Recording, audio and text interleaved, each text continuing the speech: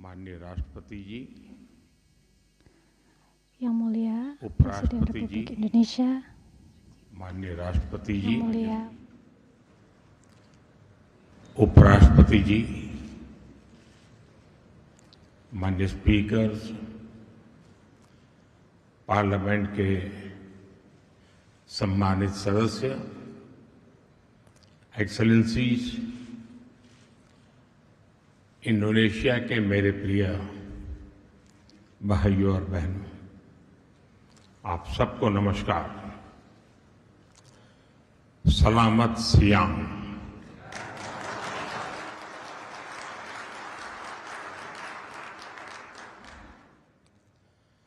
अपने सहाबत सैजाती के बीच आकर मैं बहुत ही आनंदित हूं। आपके बीच आना मेरे लिए बहुत सौभाग्य का विषय है। मैं 140 करोड़ भारतवासियों के प्रतिनिधि के रूप में मदर ऑफ डेमोक्रेसी के एक भाग्यशाली नागरिक के रूप में आपको सभी भारतीयों की तरफ से शुभकामनाएं देता हूं। ऑनरेबल मेंबर्स, इंडोनेशिया के लोगों ने, यहां के प्यारे बच्चों ने, युवाओं और महिलाओं ने आज के दिन को मेरे जीवन के सबसे यादगार दिनों में से एक दिन बना दिया है। आज की सुबह जिस तरह इंडोनेशिया के लोगों ने मुझे अपना प्रेम दिखाया है, जिस तरह स्वागत किया है, वो मैं कभी भूल नहीं सकता। आज सुबह प्रेसिडेंट प्रबोवो ने कॉपीराइट की बात कही थी। मैं उन्हें यही कहूंगा, इस प्रेम पर, इस स्नेह पर, इस दोस्ती पर, इस आदर भाव पर किसी का कॉपीराइट हो ही नहीं सकता।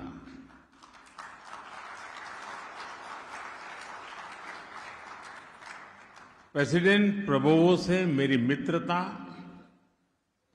कॉपीराइट की सारी सीमाओं से परे है।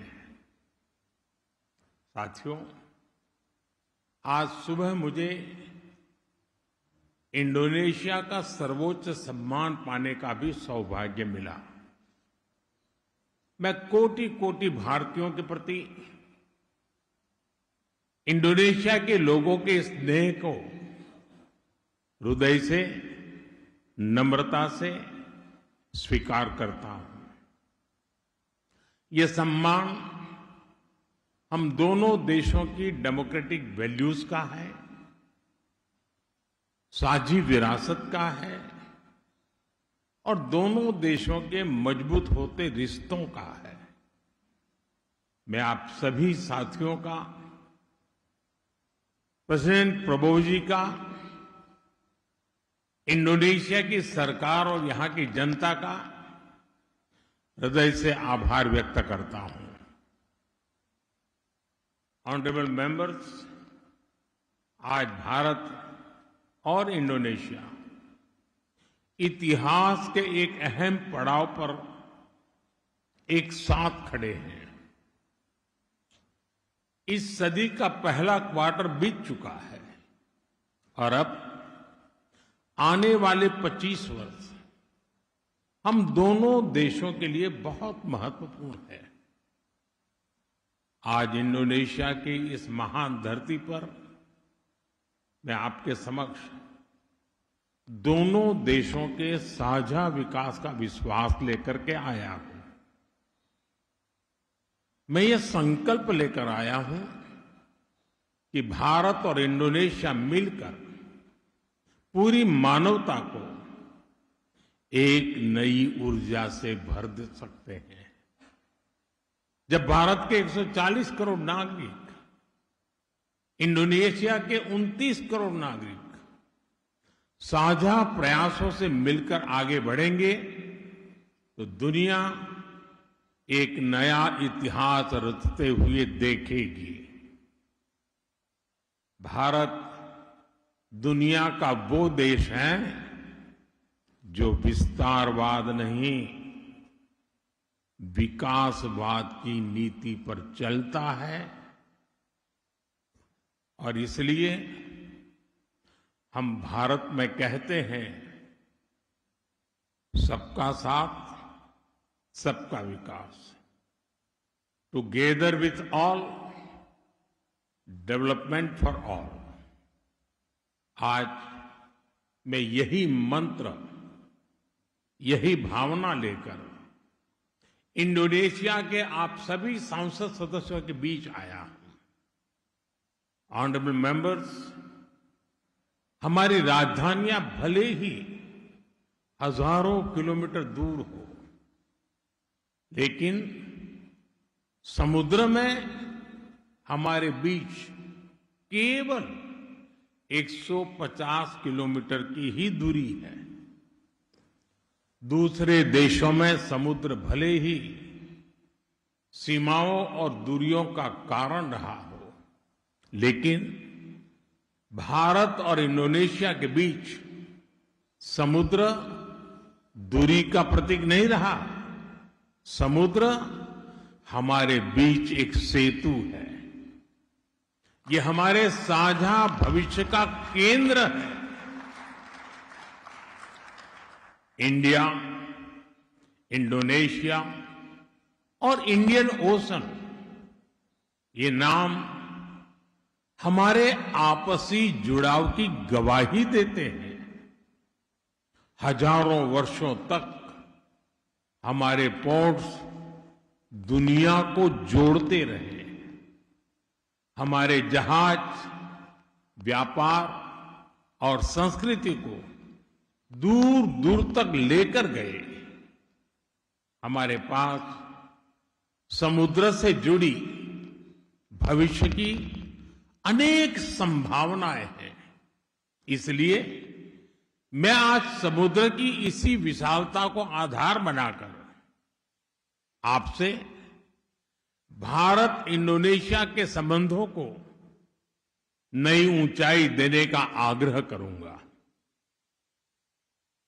ऑनरेबल मेंबर्स, इंडिया और इंडोनेशिया सिर्फ समुद्र ही शेयर नहीं करते,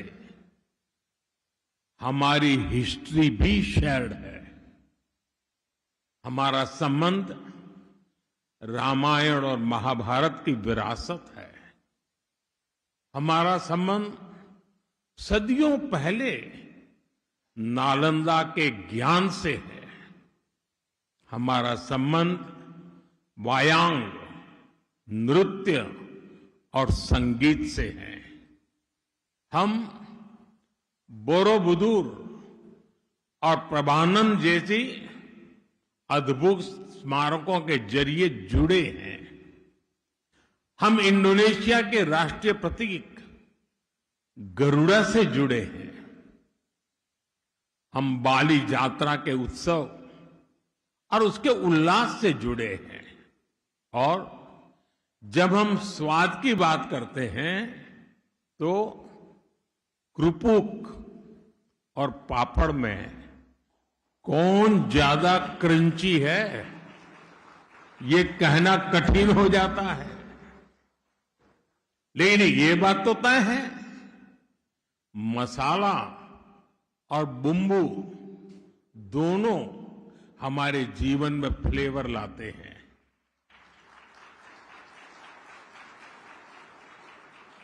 साथियों, भारत के पश्चिमी छोर पर स्थित गुजरात, ये मेरा गृह राज्य है। कहा जाता है कि सदियों पहले गुजरात से कुछ व्यापारी और सूफी संत समुद्र के रास्ते ही इंडोनेशिया आए थे। वे अपने साथ इस्लाम के विचार और इस्लाम के जीवन मूल्य भी लेकर यहां आए। आज भी गुजरात के पटोला वस्त्र यहां सम्मान और प्रतिष्ठा के प्रतीक है।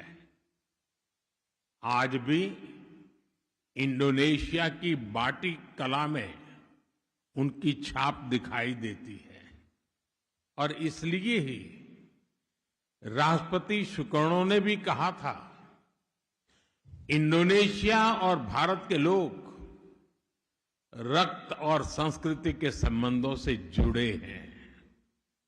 साथियों, ऐसा कितना कुछ है जो हमारे पूर्वजों ने साथ साथ जिया है। हम लोगों ने लंबे समय तक विदेशी शासन का सामना किया। हम दोनों ही राष्ट्र लगभग एक ही समय स्वतंत्र हुए। इंडोनेशिया 1945 में और भारत 1947 में। और जब स्वतंत्र राष्ट्र के तौर पर संप्रभुता की बात आई तो भारत संयुक्त राष्ट्र में इंडोनेशिया के स्वतंत्रता आंदोलन की मजबूत आवाज बना। उस दौर में आदरणीय बीजू पटनायक जी ने जो भूमिका निभाई, जिस तरह उन्होंने प्रधानमंत्री सुल्तान शहरीर और उपराष्ट्रपति मोहम्मद हट्टा को सुरक्षित भारत पहुंचाया, वो घटना दोनों ही देशों को और करीब ले आई। ऑनरेबल मेंबर्स, एक और बात जो हमें एक दूसरे के करीब लाती है वो है हमारा मजबूत लोकतंत्र और लोकतंत्र में विविधता। भारत दुनिया का सबसे बड़ा लोकतंत्र है, मदर ऑफ डेमोक्रेसी है, और इंडोनेशिया दुनिया की तीसरी सबसे बड़ी डेमोक्रेसी है। भारत में सैकड़ों भाषाएं और अनेक परंपराएं हैं, तो इंडोनेशिया में भी सैकड़ों भाषाएं और अनेक परंपराएं हैं। भारत में वसुधैव कुटुंबकम का मंत्र है, तो इंडोनेशिया में भिन्नेका तुंगल इक्का का विचार है। हम दोनों ने अपने लोकतंत्र में इस विविधता को ही अपनी एकता की नींव बना लिया है। ऑनरेबल मेंबर्स, 1950 में जब भारत ने अपना पहला गणतंत्र दिवस मनाया था, उस समारोह के मुख्य अतिथि भी राष्ट्रपति सुकर्णो ही थे, और जिसका उल्लेख अभी आदरणीय स्पीकर महोदय ने किया। और उस दौर में बांडुंग सम्मेलन में राष्ट्रपति सुकर्णो और प्रधानमंत्री नेहरू ने दुनिया को यह स्पष्ट संदेश दिया कि स्वतंत्र देशों को अपने निर्णय स्वयं लेने का अधिकार है। ऑनरेबल मेंबर्स, लोकतंत्र की ताकत क्या होती है, इंडोनेशिया ने ये रिफॉर्मेसी के जरिए दुनिया को दिखाया है। पिछले 2 दशकों में इंडोनेशिया की अर्थव्यवस्था तेजी से आगे बढ़ी है और करोड़ों लोग गरीबी से बाहर आए हैं। भारत का लोकतांत्रिक अनुभव भी यही कहता है। आज भारत दुनिया की सबसे तेजी से बढ़ती अर्थव्यवस्था है और हमारे यहां भी पिछले एक दशक में 25 करोड़ से ज्यादा भारतीय गरीबी से बाहर आए हैं। और इसलिए मित्रों, जब भारत और इंडोनेशिया साथ खड़े होते हैं तो दुनिया का ये विश्वास मजबूत होता है कि लोकतंत्र अवसर देता है, लोकतंत्र विश्वास देता है और लोकतंत्र भविष्य बनाता है। और मुझे अटूट विश्वास है हमारे ये लोकतांत्रिक मूल्य और साझा आकांक्षाएं भारत इंडोनेशिया संबंधों को नई ऊंचाइयां तक ले जाएंगे। ऑनरेबल मेंबर्स, एक साथ आजाद देशों के तौर पर हमने जो सफर शुरू किया था, अब उस आजादी के 100 वर्ष भी हम एक साथ पूरे करने जा रहे हैं। यहां इंडोनेशिया में आप एमास 2045 के महत्वाकांक्षी विजन पर चल रहे हैं और भारत में हम विकसित भारत 2047 का संकल्प लेकर आगे बढ़ रहे हैं। अपने इन लक्ष्यों को हासिल करने में हम एक दूसरे के पूरक बन सकते हैं। हम दुनिया की सबसे यूथफुल सोसाइटीज हैं। हम दुनिया की सबसे तेजी से आगे बढ़ रही बड़ी अर्थव्यवस्थाओं में हैं। हम दोनों मेजर मैरीटाइम पावर्स हैं। हम ग्लोबल साउथ की मजबूत आवाज है। हम प्राचीन सभ्यताएं भी हैं और भविष्य के लिए नेचुरल पार्टनर्स भी हैं। इस यात्रा में हम एक दूसरे के पार्टनर्स भी बने और स्ट्रेंथ भी बने। इसी विजन लेकर को आज राष्ट्रपति प्रभुओं से मेरी विस्तृत चर्चा भी हुई है। हमारे उद्देश्य बहुत स्पष्ट है। भारत और इंडोनेशिया के बीच जो सद्भाव और विश्वास है, हमें उसे अपने नागरिकों के लिए नए अवसरों में बदलना है। पिछले वर्ष दोनों देशों के बीच द्विपक्षीय व्यापार लगभग 25 अरब डॉलर तक पहुंचा है। भारत की 100 से अधिक कंपनियां इंडोनेशिया में काम कर रही है। निश्चित तौर पर हम साथ मिलकर तेजी से आगे बढ़ रहे हैं, लेकिन आगे अभी और भी असीमित संभावनाएं हमारा इंतजार कर रही है। ऑनरेबल मेंबर्स, फ्यूचरिस्टिक सेक्टर्स में भारत और इंडोनेशिया के बीच अनंत आकाश को छूने का सामर्थ्य है। उदाहरण के तौर पर स्पेस टेक्नोलॉजी। आज पूरी दुनिया स्पेस में भारत की क्षमता का लोहा मान रही है और भारत इसमें इंडोनेशिया को अपना नेचुरल पार्टनर मानता है। बियाक में सैटेलाइट ट्रैकिंग सुविधाएं लंबे समय से भारत के स्पेस प्रोग्राम को सहयोग देती रही है। भारत ने भी इंडोनेशिया के कई सैटेलाइट लॉन्च किए हैं और कैपेसिटी बिल्डिंग में अपना योगदान दिया है। अब इस सहयोग को और आगे ले जाने का समय है। सैटेलाइट एप्लीकेशंस में हम साथ काम कर सकते हैं। भारत इंडोनेशिया में सैटेलाइट लॉन्च सुविधा विकसित करने में भी सहयोग देने के लिए तत्पर है।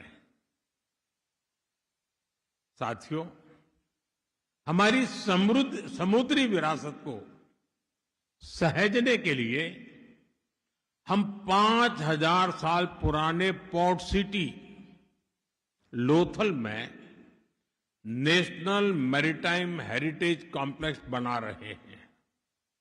मैं चाहूंगा कि इंडोनेशिया भी इस प्रोजेक्ट के साथ जुड़े। ऑनरेबल मेंबर्स, आतंकवाद जैसे विषयों पर भारत और इंडोनेशिया दोनों की एक राय रही है। पिछले वर्ष पहलगाम में जब जघन्य आतंकवादी हमला हुआ, इंडोनेशिया तब भारत के साथ मजबूती से खड़ा रहा। मैं इसके लिए राष्ट्रपति प्रबोवो और आप सभी का आभार व्यक्त करता हूं। हमारे दोनों देश काउंटर टेररिज्म पर जॉइंट वर्किंग ग्रुप के माध्यम से साथ काम कर रहे हैं। इंटेलिजेंस, साइबर थ्रेट्स, आतंकी फंडिंग और डी रेडिकलाइजेशन, इन क्षेत्रों में हम और सहयोग बढ़ाकर दुनिया में शांतिवादी ताकतों को मजबूती दे सकते हैं। ऑनरेबल मेंबर्स, आज ग्लोबल ऑर्डर तेजी से बदल रहा है और ऐसे में हम जैसे विकासशील देश समान भागीदारी और अपनी बड़ी भूमिका मांग रहे हैं। इस वैश्विक परिदृश्य में भारत का स्पष्ट मानना है, यूएन सिक्योरिटी काउंसिल में रिफॉर्म को और टाला नहीं जा सकता। 2022 में इंडोनेशिया की G20 अध्यक्षता और 2023 में भारत की G20 अध्यक्षता दोनों ने विकासशील देशों की प्राथमिकताओं को वैश्विक चर्चा के केंद्र में लाने का प्रयास किया। इंडोनेशिया की बेबास एक्टिव की परंपरा और भारत का स्ट्रेटेजिक ऑटोनॉमी के लिए कमिटमेंट वैश्विक विषयों पर हमें साथ खड़े होने के लिए मजबूत आधार देते हैं। भारत फ्री, ओपन और इंक्लूसिव इंडो पैसिफिक का प्रबल समर्थक है। भारत इंडो पैसिफिक में फ्रीडम ऑफ नेविगेशन की बात करता है। इसके लिए हमने आसियान को केंद्र में रखा है। हमारी एक्ट ईस्ट पॉलिसी भी आसियान सेंट्रिक है। भारत और आसियान की कॉम्प्रिहेंसिव स्ट्रेटेजिक पार्टनरशिप लगातार आगे बढ़ रही है। इसलिए बहुत आवश्यक है कि भारत और इंडोनेशिया इस दिशा में निरंतर काम करते रहें। ऑनरेबल मेंबर्स, हमारे सामने एक और बड़ा अवसर है। पिछले वर्ष इंडोनेशिया ब्रिक्स का पूर्ण सदस्य बना है। इस वर्ष भारत ही ब्रिक्स की अध्यक्षता कर रहा है। ब्रिक्स का ये मंच और अधिक व्यवहारिक हो, अधिक संतुलित हो, ग्लोबल साउथ की जरूरतों के प्रति और अधिक संवेदनशील हो, हम इसके लिए साथ मिलकर काम कर सकते हैं। ऑनरेबल मेंबर्स, आज इंडोनेशिया के सभी पार्लियामेंट मेंबर्स के सामने मैं भारत इंडोनेशिया साझेदारी के एक नए युग का आह्वान करता हूं। गंगा और महाकाम की धाराओं की तरह हमारी सभ्यताओं ने सदियों से विचारों, आस्था, व्यापार और संस्कृति को जोड़ा है। आज उसी ऐतिहासिक प्रवाह को भविष्य की नई ऊर्जा देने के लिए मैं आप सभी के समक्ष गंगा महाकाम विजन प्रस्तुत करना चाहता हूं। ये विजन हमारी साझेदारी को केवल वर्तमान की आवश्यकताओं तक सीमित नहीं रखता। यह आने वाली पीढ़ियों के लिए शांति, समृद्धि, सुरक्षा और शेयर्ड प्रोग्रेस का मार्ग प्रशस्त करता है। पहला, सिविलाइजेशनल कनेक्ट। हम अपने सभ्यतागत जुड़ाव को नई पीढ़ियों की चेतना से जोड़ेंगे। रामायण से बोरोबुदुर तक, समुद्री यात्राओं से सांस्कृतिक संवाद तक, हम अपने साझा इतिहास को भविष्य की शक्ति बनाएंगे। इसके लिए हमें भारत इंडोनेशिया सिविलाइजेशनल डायलॉग शुरू करना चाहिए। दूसरा, शेयर्ड डेवलपमेंट। विकसित राष्ट्र बनने की अपनी अपनी यात्राओं में भारत और इंडोनेशिया अटल साझेदार रहेंगे। इंडोनेशिया का एमास विजन और भारत का विकसित भारत संकल्प एक दूसरे को गति देंगे, एक दूसरे को शक्ति देंगे और हमारे लोगों के लिए नई अपॉर्चुनिटीज का निर्माण करेंगे। तीसरा, सिक्योरिटी एंड स्ट्रेटेजिक ट्रस्ट। हम डिफेंस और सिक्योरिटी कोऑपरेशन को नई ऊंचाई देंगे। हम अपनी नेशनल कैपेसिटीज को मजबूत करेंगे। आतंकवाद, साइबर थ्रेट्स, समुद्री चुनौतियां और इमर्जिंग सिक्योरिटी रिस्क, इसका हमारा कैबिनेट असाइनमेंट में हम मिलकर सामना करेंगे। भारत और इंडोनेशिया का स्ट्रेटेजिक ट्रस्ट इंडो पैसिफिक में स्टेबिलिटी का मजबूत आधार बनेगा। चौथा, मैरीटाइम प्रॉस्पेरिटी। दो महान समुद्री राष्ट्रों के रूप में हम अपनी शेयर्ड मैरीटाइम ज्योग्राफी को शेयर्ड प्रॉस्पेरिटी में बदलेंगे।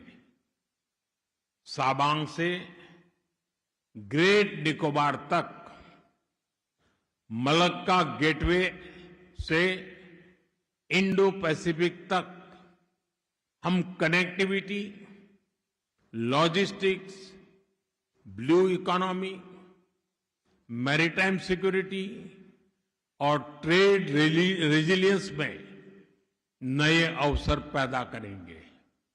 पांचवा, voice of the global south. हम ग्लोबल साउथ की आकांक्षाओं को और मजबूत आवाज देंगे।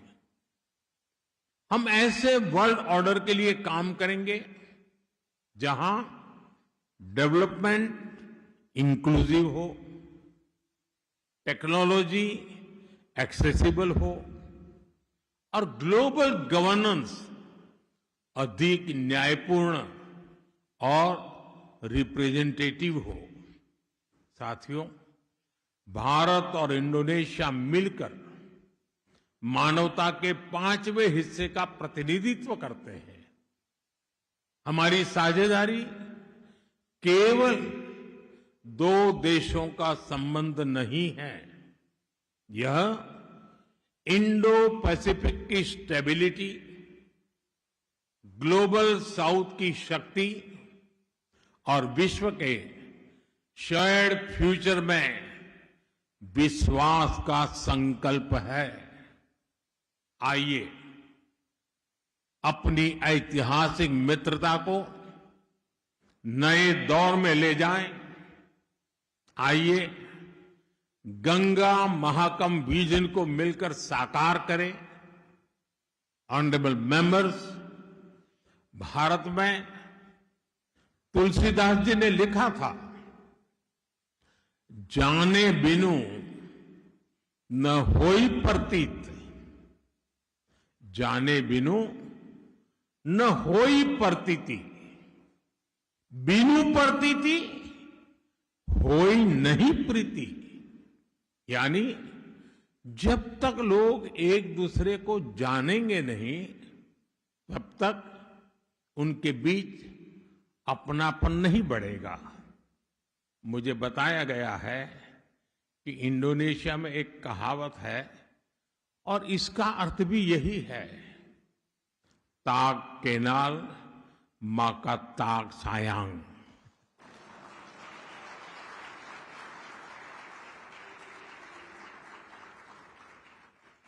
इसलिए हमने तय किया है, हम एक दूसरे से मिलने जुलने का सिलसिला और तेज करेंगे। आज शाम मैं और राष्ट्रपति प्रबोवो यहां रह रहे भारतीयों से मिलेंगे। कल राष्ट्रपति प्रबोवो और मैं प्रबानन भी जाएंगे। हम इस वर्ल्ड हेरिटेज साइट के कंजर्वेशन और रेस्टोरेशन प्रोजेक्ट की शुरुआत करेंगे। भारत और इंडोनेशिया उस विरासत को सहेजने के लिए पूरी तरह प्रतिबद्ध है जिसे इतिहास ने हमें सौंपा है। ऑनरेबल मेंबर्स, मैं आज आप सभी सदस्यों को भारत आने के लिए भी विशेष निमंत्रण भी दे रहा हूं। आप जरूर भारत आएं, अपने परिवार और दोस्तों के साथ आएं। भारत के लोगों को आपका स्वागत करते हुए बहुत अच्छा लगेगा।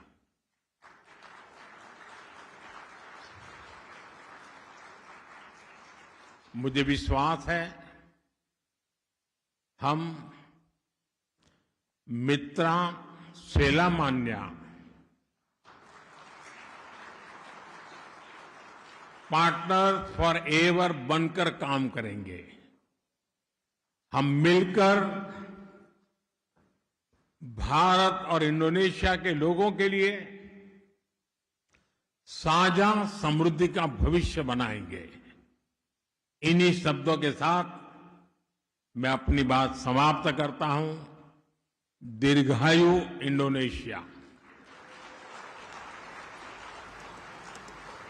भारत माता की जय। धन्यवाद।